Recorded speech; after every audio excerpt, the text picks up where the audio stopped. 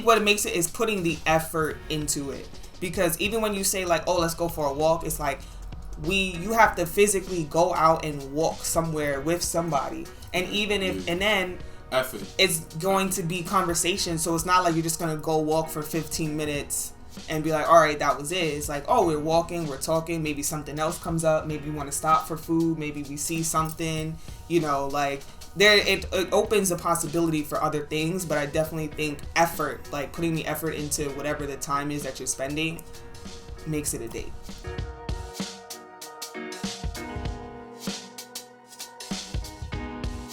But outside of that, my date, I did have a couple of hell dates.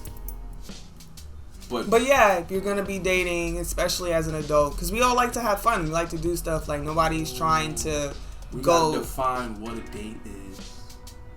It's an activity that is pre-planned. See, I don't think it necessarily has to be pre-planned. Or spur of the moment within a date. But I think because if I say I want to take you out on a date and I take you to my crib and we watch a movie, that's not a date.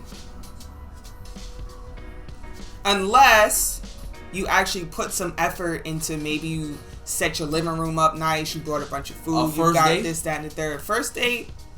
The first 5 dates lined up. Be in the die. It shouldn't be the first 5 dates should not be any, come to my crib, watch a movie. No, come to my crib, watch a movie, no. But, like, if you plan to make dinner or something, or maybe you have... Yeah, in my loft, yeah. Yeah, you have you set it up nice and you get some wine and this, that, set the mood, whatever, that's nice. Like, you made a meal for us. That could be a date. Mm-hmm. Or it's like, if you guys have been together for a while and it's like maybe it's raining, or it's like you want to have a night in and stuff, and like I said, you set it up, you make it like a thing, not just like, oh, we chilling on the couch and we watching something. That is not like I think what it makes it is putting the effort into it. Because even when you say like, oh, let's go for a walk, it's like you have to physically go out and walk somewhere with somebody. And even if and then effort, it's going to be conversation. So it's not like you're just gonna go walk for 15 minutes and be like, all right, that was it. It's like, oh, we're walking, we're talking, maybe something else comes up, maybe you want to stop for food, maybe we see something, you know, like it opens a possibility for other things. But I definitely think effort, like putting the effort into whatever the time is that you're spending, makes it a date. Effort, no, I agree with that. Effort, that's better than pre-planned, because effort is more so like, okay, we on a date, but the amount of effort I put in the date. Right, because you can make reservations for something, or you can pay something, and then that's easy. Just call it but and then no, I'm gonna go take you to your specific restaurant that you mentioned in the conversation that you like. Right. Gotcha. Or it's like even because you can do all that stuff, like, oh, you can go to movies, we can go to dinner, we can do this, but like, what's the quality of it? It's like, oh, we're just doing it because that's what you're supposed to do, or like, this is a date because we're at a restaurant. Yeah, that's supposed to. Oh yeah. But it could still be dry as fuck, as if we was at McDonald's. We just happen to be in Ruth's Chris. But on the flip side, you could have the bomb ass conversation is sitting in McDonald's because somebody wanted a soda, and then that was like the best time for y'all. That is so cute, but I feel like women don't look like a lot of women not thinking like that. McDonald's, you probably fucking blow a gasket. Excuse my language. Nah, because I'm not thinking off rip, like you said, like, yeah, I want to take you to McDonald's, but like, if you stopped in there for a second and then, you know, stuff happens, but it's getting moist in the booth. Yeah. We in the attic. I mean, excuse me, we in the penthouse. Penthouse life with no AC. But yeah, I definitely think effort is what makes a date. But back to what we were saying. And then that even can go into, if you don't have as much money as you wish you had, putting that effort into those small things like a walk, or going on a picnic, or going sightseeing around your city, or find an interesting thing to do. Like, there's, especially in major cities like New York City, LA, Atlanta. Like, there's so many things that you can just look up free, especially in the summertime, like when it's warm out. Like, there's so many things that you can do and get creative where you're like, and you don't have to realize that you didn't spend a lot of money. Like, we've been out and had the best time, and we probably spent $20 all together because we had to stop for some food or something. The beauty about that's why I say you got to date when you stable, because I don't be, when I go on a date, I'm not over here like, oh, how much is the date? But I am over here like, I'm not going to Dubai for 8 weeks for a date. But it's also like, okay, I applied it out, but I also got space within the date to have freedom to freelance. You're not constrained. Yeah. I'm like, yeah, sure, we're gonna go to the pool hall, but we still got the rest of the night. We could do this, that. Right, exactly. This is all dependent on good company. Gentlemen and ladies, let's start with are you good company? Are you a good person to be around? What kind of character do you have? Can I learn from you? Even if this date don't go to the second date, it could still be a quality experience. You met somebody. You meeting a person you never met before. And that playful banter. Like, playful banter and chemistry. Because I feel like we cackle like little school kids. Yeah, we have so many random inside jokes, but it's like, to best explain that, it's like one of those things, like, if you've ever been like at the bar or even just somewhere in public and something funny happens and like you see someone else notices it and y'all laugh. Gentlemen. Or y'all say a joke or something. Find a girl that laugh at doodle and pee-pee jokes and you gotta marry her. That's mad funny, yeah. She nice and want to help out? Alright. Laugh at dick jokes. I was trying to be appropriate, but yeah. But honestly. Gut busted jokes. Yeah, just those playful things, because it's like, that's where that chemistry comes in, because it's like, you might throw a joke up and if somebody don't catch it or say something silly back, then it's like, okay, you stiff. Yeah, you kind of just like, I see where this is going. We can't let loose, so we can't. It's like, you can be an adult, pay your bills, and still make a pee-pee joke. Right. And dating doesn't have to be so serious. Like, I feel like people have all these, they're supposed to's that if we're on the 5th date, that means like, we're getting married. Oh, if we're dating, like, it shouldn't feel like why do I feel like we friends? Or we, like I said, like with playful banter, like I'll make a funny joke and you just like, what? Like, you don't get it? It's kind of just like, dang, like, where's your playful spirit at? It's like, there's a time and place to be serious and a time and place to be playful. I'm like, all right, happy Sunday, play day. Right. And then Monday through Saturday, I got a property manager. I got to do this. I got to do that. Right. And of course, like, there's always, like, you like going with time and place. Like, of course, like, you get up and go and get dressed up and go out, you know, to a fancy place or go out dancing or something like that. That's another one. I do couples go out on dates, like dancing dates. I don't think anyone really goes out dancing anymore. Like, once, like, especially because of COVID. I met a lovely lady that she actually, this is the first time I met a woman who started planning dates. See, I had to date to learn. There's women out there who actually do take initiative in planning dates. But then I also learned trauma. A lot of women have trauma. Healing. A lot of healing gotta be done. I gotta heal. I learned my healings, and then I'm just like looking at women. I'm like, how far can we go in this relationship if we can't have deep conversation? Yeah. I was like, if this is your borderline, all right. And then you got limitations on what kind of dates you get, what kind of interaction you get with me, because I can't give you all of me if I can't get all of you. Yeah. That's what I learned with dating. It's a lot of that. It's like everybody foot in, halfway out, and I'm just looking at them like, you think I'm gonna marry you with that kind of energy? You think I'm gonna take you serious with that kind of energy? I was like, I could do that 1 foot in, 1 out, but with mine. Yeah. I feel like that.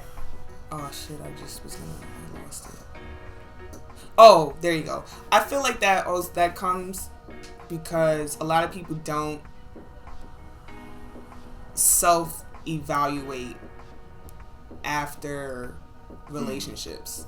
Like, if you've been in a relationship and then for whatever reason it doesn't work out, a lot of people they don't look at what they could have done differently. Like, it's like, oh, whether like they just looking at, oh, the other person broke up with me, so they be like, it's their fault. Or some people may really like to internalize it too much and be like, oh, it was me, like I don't know what I did, I can't do nothing right, da da da da. But it's just like taking that time to realize, okay, these are all the things that went right, these are all the things that went wrong. This is how I played into it, or at least my opinion of how I played into it. Everybody's not cool with the person they just broke up with enough to have those conversations of what happened. But I definitely think just trying to take that self-accountability, self-evaluate, and like be honest with yourself. So you trying to hit up my exes and see what's up? No! Like, why did you stop talking to him? Don't call him again, but no. I got him. I just want to know why you left him. No! Oh, it didn't work out. But I'm just saying that to say so you don't carry over that trauma and that over into your next relationship. You know what I'm saying? Yeah. Because I feel like a lot of people, especially young people, well, I can't even just say young people. I think a lot of people go into relationships like, or based off of who they was with before. Yes. And so it's hard to find someone that's not going to judge you based on what they already been through. And that's not fair because that person didn't put you through that. Like, you've had your share of stuff that you went through with women, but I'm not them. Yeah, and vice versa. Every single individual woman I treated them, I remember just sitting down on a date with them. Mm-hmm. I wasn't like, oh, all women are like this. She probably gonna act like this. She probably act like right. No, every single individual of them girls, they painted their own picture, and I just sat there and be like, oh, you not Picasso, bro. You a bum that just drew a line on the paper. Oh, I'm good. Right. Boy, it's just, but it's because I'm trying to think from a male's perspective, mm-hmm. and what kind of advice I could give a male and be like, yo, how to approach dating. And it's just more so like for a male, it's just like, yo, either you dating with a purpose, or you gotta tell these girls, yo, I'm good, I'm chilling, I'm not looking for a relationship. In the beginning, I wasn't looking for no boyfriend and girlfriend, whatever that is. Mm-hmm. I literally would tell women, I'm like, I'm actively dating. Mm-hmm. I'm just seeing what's out there.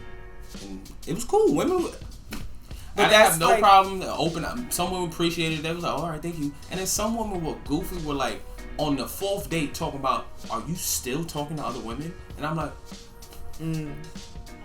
yes. That got to do with nothing right now. Yeah. I'm with you right now.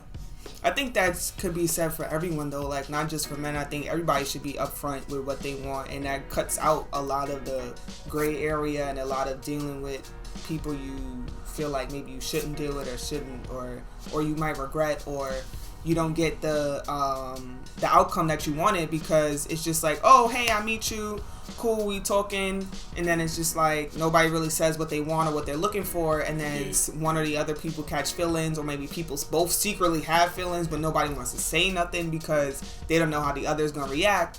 But it's just like when you meet someone, and this is not necessarily saying you have to date that person, like he said, but it's just like, just off rip, just saying where you're at right now. Like, I want a relationship. I want to get married. I want this. And that lets that person know, oh, this is not a game for you. Or, hey, I'm dating, but I'm not looking for nothing serious. Okay, cool. I know that this is only as far as it's going to go with you, so that's what it is. And then it might get to a first date. It might not even get to a first date, but at least you know when you do get to the date, you know what you're walking into with that person. Yes. And there's a goal, a common goal. Ooh. It's probably... That's probably what it is. Common goal? A common goal. Yo! What was your goal? When you like...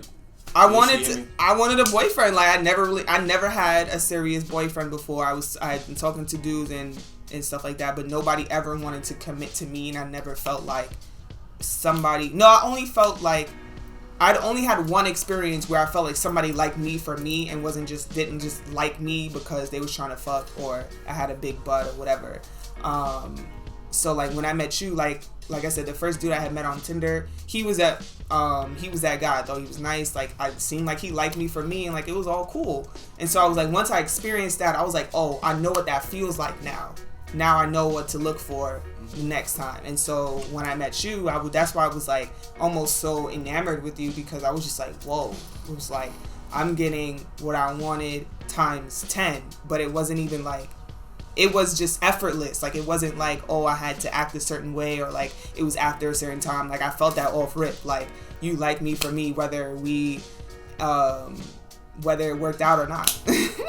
Not to be I'm not super religious or anything, but I feel like we definitely spoke each other into existence, because at the same time you was going through that, I was 25, 26 before I had a first girlfriend that I was this, and this shit was goofy as hell. I was just like, so you had the opposite experience. I just said that shit just to see what it feel like. I was like, what is all this boyfriend girlfriend shit about? And I entertained that shit for a year, and then entertained what it's like after breaking up, and then entertaining the 6 months of grayness, and then I was just like, this is the shit people be doing? Yeah. All mid-30s or 40s. I was like, yo, I don't like this. I don't like this. I want somebody to like me for me. I felt the same way you say, and I was like, yo, I want a woman that genuinely desires me, like looks me in the eye, I'm like, ooh, boy, please, me. I'll be like, no problem. But actually find me attractive and just, all right, okay, I like this dude. I like how he is. All right, you don't gotta be a thug for me, baby. I'm like, I'm not, and I'm not gonna be one for you. Yeah, and then on top of the fact that like we just have a lot of fun together, and we both found out like we just like doing stuff. Like we went to Six Flags that year. We went to Afro Punk. Like I never done stuff like that. Like we do. We want to date. You telling people that? What? No, you talking. Only reason that happened is because that's what I spoke to. I was like, I want a woman who's good company, where I want to plan dates and go on adventures with. And I kind of said the same. Like I said, like I wish I could be somebody that like would want to do adventure stuff with me, like. Because I like doing stuff, and I was at a point where sometimes I might even go do stuff by myself because my friends may or may not be interested in it, but I didn't really want to go through all that because I'm like, I know my friends, I know what I want to do, like, and you know me, like I could go wander off by myself because I'm like, ooh, piece of cake. So I was at that point where I was like, all right, I already go do stuff by myself, so if I'm about to be with somebody, like, I want them to be able to come and enjoy and it's fun with me, but like actually not just because you're my boyfriend or you're whatever, but like you actually want to do it. Like, oh, I genuinely have somebody that I could kick it with. Yeah. I could genuinely say you're a friend. And that's the funny thing, because we both have stories of people that we tried to date that said that we felt like friends and they were put off by it. Oh yeah. You talked about that earlier. What was that earlier the other day? Yeah, I think it was last weekend. Like, yeah. From my experience, when I took a lady out, the first date we walked and conversated, had good rapport. The pool hall, the burrito bar, the spiel. The 5 spiels. My 5 spiels was the body catcher. The 5 days body catcher. On the good days, on the best days. On the real days, I was just, oh, come over. But it was never like that. I don't got hundreds of bodies on me. I don't need that. I didn't need my mathematical head did the math. I'm just like, my eyes, single fatherhood, single parenthood. I'm like, okay, I'm 26 now. My career, I'm full blown mechanic now. I make this amount of money. I'm a black male. I'm doing all right. But I can't be out here ripping and running and lose all that by some random chick. Right. So that actually, as I got older with the dating, I kind of was more. My vetting skills got better. I knew how to talk to where I could pick out what type of personality you had by a 3-minute text conversation. I'm like, oh, nah, I'm not even bothering this. And I think that brings on 2 things. Like, one, that we're really aligned on a lot more stuff than we thought early on.